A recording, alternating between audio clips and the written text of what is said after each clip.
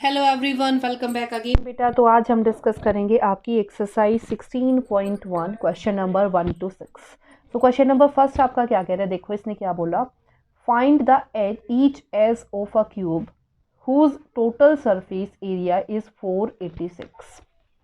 तो यहाँ पे क्या लिखोगे बेटा, total surface area, TSS stands for total surface area of cube is equal to total surface area of cube is equal to 486 centimetre square. कितना होगा? 486 सेंटीमीटर स्क्वायर। ठीक है।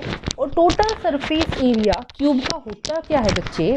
Total surface area is equal to 6 into edge लिखो या side लिखो, ठीक है, उसका square is equal to 486। 6 multiply में है, वहां जाएगा डिवाइड में, सेंटीमीटर स्क्वायर। ठीक है। तो 6 वह यहां मल्टीप्लाई में, वहां जाके डिवाइड में, तो कितना आ जाएगा? बाई में 6। तो यहां से कितना आ गया? 6 8 जार 48, सॉरी 6 2 जार 6 8 जार 48 और 6 1 जार 6, तो कितना आ गया? 81 सेंटीमीटर स्क्वायर। ठीक है। तो edge square is equal to 81 को क्या लिखोगे बच्चे? 9 का स्क्वायर। ठीक है। तो एज कितना आ गया? 9 सेंटीमीटर। ठीक है, 9 सेंटीमीटर, क्योंकि इसको तुम ये लिख सकते हो ना 9 सेंटीमीटर स्क्वायर, होल का स्क्वायर। तो यहाँ से कितना आ गया? H is equal to 9 centimetre. Question number 2, find the surface area and the diagonal of a cuboid 3 metre long, 4 metre wide and 5 metre high. देखो अब ध्यान से, सरफेस एरिया भी निकालना है और डायगोनल भी निकालना है। तो सरफेस एरिया जब भी आपको ऐसे दे रखा हो तो आप क्या निकालोगे? Total surface area. सिर्फ सरफेस एरिया की जब भी बात होगी तो आप क्या निकालोगे? Total surface area. Length is given to be 3, width is given to be 4 and height is given to be 5। देखो ध्यान से, क्या लिखोगे? Length of cuboid is equal to 3 metre, width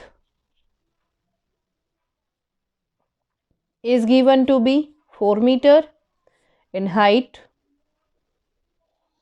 is given to be 5 meter। ठीक है।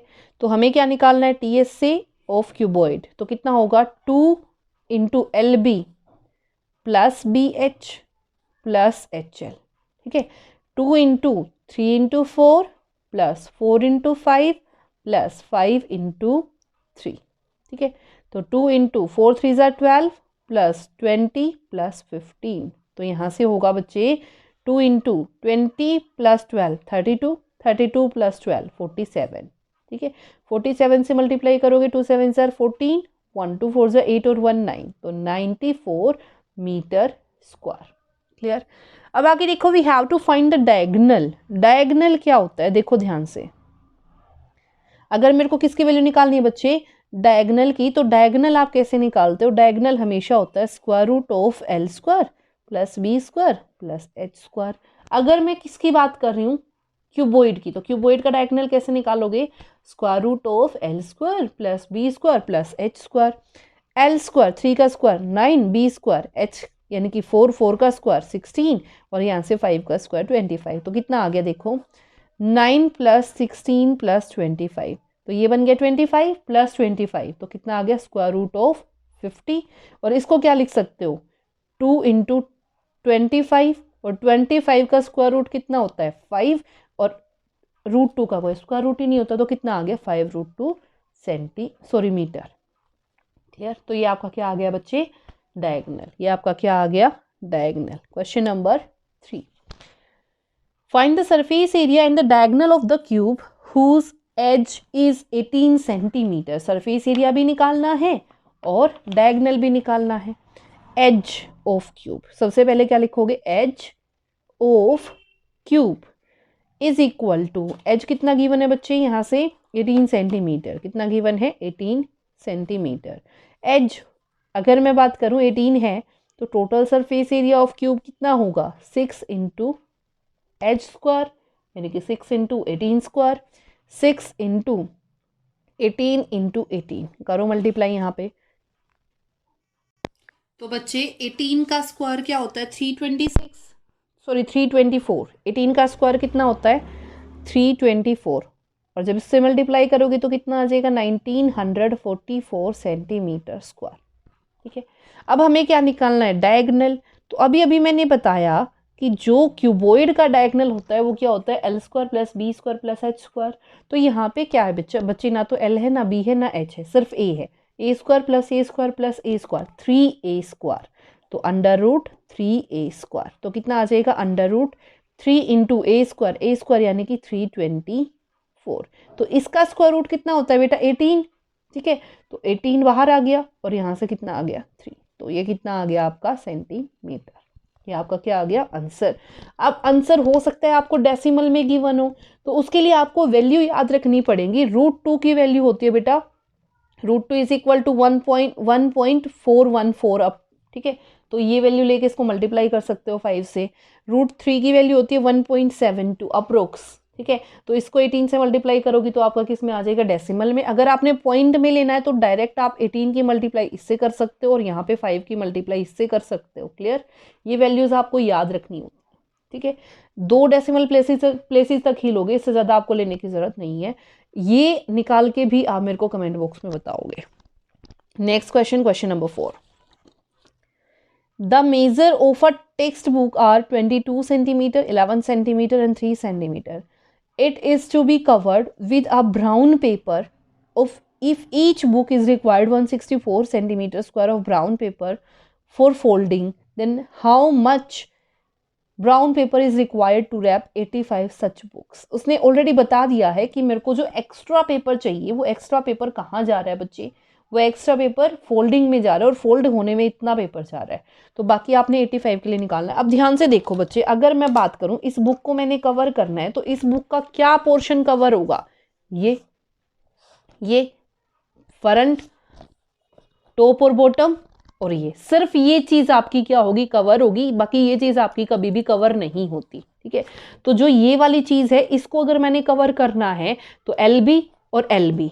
ठीक है, LB और LB 2LB, और ये वाली चीज क्या है बच्चे, ये आपकी क्या है L × H।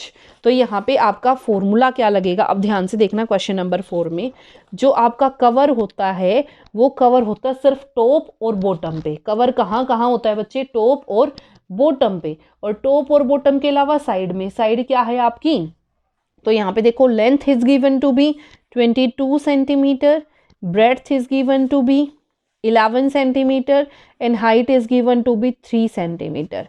अब देखो, ठीक है, एरिया या brown paper used to cover 1 book, एक बुक को कवर करने में, अभी बताया 2 टॉप, तो यहां से कितना आ गया 2LB प्लस यहां से LH, क्योंकि लेंथ और हाइट यूज हुए हैं। तो यहां से कितना आ गया 2 × 22 × 11 प्लस 11 × 3, तो ये बन गया 11 × ये बन गया 44, 11 × 44 4 4 4 4, तो 484 प्लस 33, तो 4 और 3 7, 8 और 3 11, और यहां से आ गया 5, सो 517 सेंटीमीटर स्क्वायर। ये तो वो है बच्चे जो आपका फोल्ड नहीं हुआ, तो टोटल पेपर यूज्ड क्या होगा, फोल्ड वाला भी इसमें प्लस कर दूंगी तो 517 प्लस 164, तो 4 7 और 4 11 कैरी कर गया 1, 6 7 और 1 8, 5 और 1 6, इतने सेंटीमीटर स्क्वायर। ये तो एक बुक का आया, लेकिन मेरे को निकालना कितनी बुक्स के लिए 85 बुक्स के लिए। तो 85 बुक्स में कितना लगेगा, आप देखो ध्यान से, brown paper used for 85 books कितना आ जाएगा 681 × 85। तो बच्चे एक बार यहाँ पे ध्यान से देखो, length is given to be 22, तो यहाँ पे कितना आ जाएगा 22 22 3 × 66, कितना आ जाएगा 66, और जब इसमें 66 प्लस करोगे तो 6 and 4 10, ठीक है। 8 and 6 14 और 1 15, कितना आ जाएगा यहाँ पे 14 और 1 15, ठीक है। कैरी कर गया 1 तो यहाँ से आ गया 550। अब इसमें जब प्लस करोगे तो यहाँ पे बनेगा 4 6 and 5 11, कैरी कर गया 1 740। अब हमें कितने के लिए निकालना है बेटा 85 के लिए। जब इसको 85 से मल्टीप्लाई करोगे तो कितना आ जाएगा 60,690 centimetre square. Clear to everyone. तो इतना टोटल ब्राउन पेपर लगेगा 85 बुक्स को कवर करने के लिए। Next question, question number 5। The internal measures of a cuboidal room are 12 meter, 8 meter and 4 meter. Find the total cost of painting all 4 walls. मैंने बताया था जहाँ पे टॉप और बॉटम को छोड़ देना है तो वहाँ पे क्या लगेगा LSA, क्योंकि बात किसकी हो रही है क्यूबॉइड की, ठीक है। तो यहाँ पे क्या लगेगा LSA, क्योंकि आपने सिर्फ 4 वॉल को क्या करना है paint. If the cost of painting is ₹50 per meter square, then what will be the cost of painting if ceiling of the room is also painted? अब क्वेश्चन में कंडीशन बोली है, पहले तो उसने बोला find the total cost of painting all 4 walls, सिर्फ 4 walls को पेंट करना है। फिर उसने बोल दिया कि अगर मैं सीलिंग को भी, सीलिंग का मतलब क्या है छत का एरिया कैसे निकालोगे लेंथ इनटू ब्रेड्थ, तो CSA प्लस LB। अब देखो question number 5, length of room, breadth of room, height of room। अब देखो क्या क्या गिवन है 12 8 and 4, 12 metre 8 metre and 4 metre. अगर मैं 4 वॉल्स की बात करूं, सिर्फ 4 वॉल्स की, तो क्या आ गया LSA ऑफ रूम कितना आ जाएगा 2H into L plus B। 2 into height is given to be 4 and 12 plus 8, तो ये कितना आ गया 8 इंटू 12 प्लस 8 20, कितना आ गया 160, ठीक है 160 मीटर स्क्वायर। अब इसकी कॉस्ट निकालूं तो देखो ध्यान से, cost for 1 metre square is given to be 50 rupees, is given to be 50 rupees, but we have to find the cost for 160 metre square, ठीक है। So 160 into 50, it means 16 5s are 80, it means 8,000 rupees. It means 8,000 rupees. But we have to paint ceiling also. If we have to paint ceiling also, तो यहाँ पे क्या आ जाएगा including ceiling। तो ceiling का भी एरिया निकालना पड़ेगा, तो 160 प्लस ceiling क्या होगी लेंथ इंटू ब्रेड्थ, तो 160 प्लस 12 इंटू 8, तो 160 प्लस कितना आ जाएगा 96, तो यहाँ से बन गया 6 से 9 15, कैरी कर गया 1, तो कितना आ गया 256 मीटर स्क्वायर।